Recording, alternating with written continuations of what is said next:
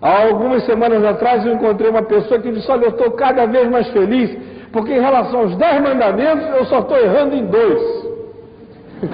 Tem 8 ali que eu estou ótimo. Espero que até o fim eu consiga chegar zerado assim com Deus. Aí ele me perguntou: e o senhor, reverendo, está bem nos 10 mandamentos? Eu falei: eu estou horrível, perdi os 10. Aí ele arregalou os olhos, falou: o senhor perdeu nos 10? Eu falei: perdi nos 10. Ele disse: mas como? Eu falei: ele disse para não ter deuses diante dele. Teologicamente falando, eu não tenho nenhum Deus diante dele. Mas de vez em quando eu percebo que certas coisas, em certos dias, em certas horas, se tornaram para mim mais importantes do que Deus. Ele disse para não fazer imagens de esculturas, e eu não faço. Mas às vezes eu percebo que em alguns momentos, determinadas pessoas se transformaram em elementos quase que míticos na minha cabeça, que tomaram a posição do ídolo. Ele disse para não tomar o nome dele em vão, e eu não blasfemo. Mas às vezes eu percebo que o nome de Deus entra nas minhas confissões em alguns contextos dos quais Deus não tem nada a ver com aquilo. E ainda hoje eu me lembro de ocasiões em que eu preguei com veemência e eu fiz afirmações absolutamente contundentes sobre a vontade de Deus, afirmações essas das quais hoje eu me envergonho, porque hoje eu tenho certeza que Deus não tem nada a ver com aquilo.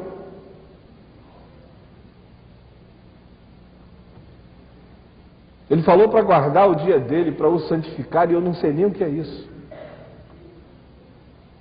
O que é guardar o dia do Senhor para o santificar? Os caminhos de santificação do dia de Deus percorrem subjetividades que transcendem em muito simplesmente a separação de um determinado dia para que nele nós nos tornemos mais religiosos.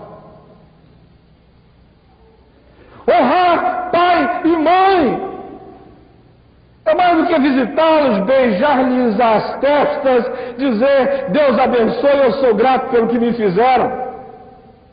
É muito mais do que prestar-lhes assistência na velhice. Tem a ver com uma reconciliação profunda com a imagem do pai, com a imagem da mãe. E quem de nós está profundamente reconciliado com a imagem do pai e com a imagem da mãe? Quem de nós não carrega conflitos de natureza psicológica complicadíssimos em relação às figuras parentais? Quem de nós não vive ambiguidades interiores enormes sobre esses dois papéis? Quem de nós não fica profundamente com raiva da mulher? Não é pela mulher, é porque num determinado dia ela se pareceu com a sua mãe. Quem de nós, às vezes, não reage a uma relação para com o marido, ou para com a figura pastoral, ou para com a autoridade constituída, não em função daquela coisa em si mesma, mas em função de um trauma relacionado a essa figura paterna que nos vem de tanto tempo atrás? Não matarás, e eu nunca matei, mas, meu Deus, quantos matadouros já existiram dentro de mim? Quantos sentimentos de hostilidade, de energia homicida não viajam pelas emoções da gente, a tal ponto de que Jesus diz no Sermão da Montanha, de que esse mandamento chega ao nível dessa subjetividade existencial, aonde frequentemente quem nunca matou é homicida na alma. Não adulterarás. É outro mandamento, onde no Sermão da Montanha Jesus chega e o desobjetiva e o subjetiviza. Chega e diz: olha, você nunca foi para a cama com a mulher do seu próximo, você no seu coração, você já olhou, ou você olha, ou você sabe que tem vontade de olhar, ou você diz que não olha olhando, com intenção impura no coração, aí no íntimo já aconteceu. Não dirás falso testemunho. Eu nunca fui a um tribunal acusar ninguém injustamente, mas quantas versões eu já passei adiante, quanta fofoca, quanta boataria, quanta coisa que a gente diz: olha, eu ouvi dizer, tem impressão que é, não estou bem certo não, mas tudo indica.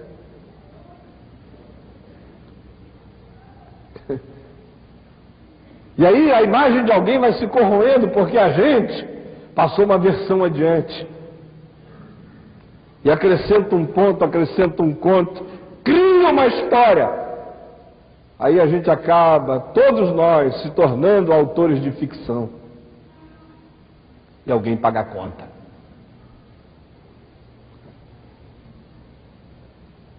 E para terminar,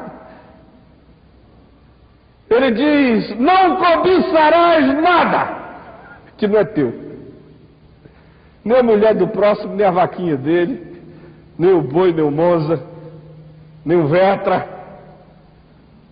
nem o apartamento na praia, nem a casa de campo, nem a posição dele, nem a inteligência dele, nem a sabedoria dele, nem a cultura dele, nem a calça de grife dele, nada.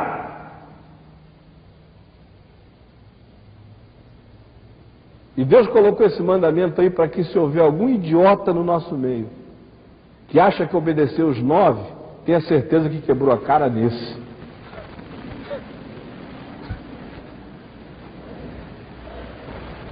Aí vem os escritores, tanto do Velho, mas especialmente os do Novo Testamento, e nos dizem com clareza e objetividade esmagadora que aquele que quiser ser justificado pela lei precisa obedecê-la toda.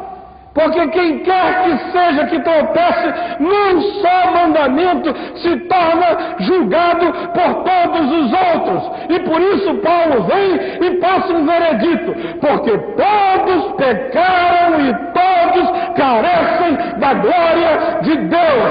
E convoca fariseus, religiosos, humanistas, filósofos, moralistas, qualquer um, para ficar em pé e dizer que passa no escrutínio, porque ele diz que diante do juízo de Deus, todos nós somos achados em falta. Todos. Esse dia que a ela podem se relacionar, basicamente, eu diria, aqui nesse contexto, à luz do que a gente está falando, há duas que não podem ser esquecidas. A primeira delas diz que nesta vida todo gerenciamento é imperfeito. Meu gerenciamento moral é imperfeito, meu gerenciamento espiritual é imperfeito, meu gerenciamento psicológico existencial é imperfeito. A maneira como eu administro o que eu tenho, o que eu sei, o que eu recebi, o que eu posso, as portas que se me foram abertas, as oportunidades que me foram dadas, as energias de alma que eu recebi para criar, para realizar, para fazer acontecer, eu gerencio de modo imperfeito o que eu recebi. Eu sou administrador infiel da minha inteligência, da minha cultura, da minha história, dos sentimentos do meu coração. Eu sou administrador infiel. Segunda mensagem básica que aqui se afirma é aquela que diz: é forte. Nesta vida, se eu quiser sobreviver diante de Deus, diante do próximo, eu não posso fazer opção pela lei exterior, pelos moralismos que apenas pintam fachadas. Eu tenho que no meu coração fazer opção pela lógica da graça, que reconhece a sua incapacidade de gerenciar de modo absoluto os recursos que recebeu de Deus para viver, mas justamente por isso, porque quer ser tratado com graça, trata a vida com graça. Porque quer ser perdoado, perdoa. Porque quer ser acolhido, acolhe. Porque sabe que não tem tudo para pagar, aceita dos outros a relatividade do que eles têm para dar. E aí faz estoque de misericórdia, faz poupança de graça. Bem-aventurados os misericordiosos, porque eles alcançarão misericórdia. Pai, perdoa as nossas dívidas, assim como nós perdoamos aos nossos devedores. Se você for querer viver para essas continhas da religião, você está perdido. Enche a sua mente da generosidade, da graça de Deus. Seja gracioso para com o próximo e espere graça do seu Deus. Quem não tem tudo para dar, traz a Ele tudo que tem. Eu queria orar com você que ouviu a palavra de Deus hoje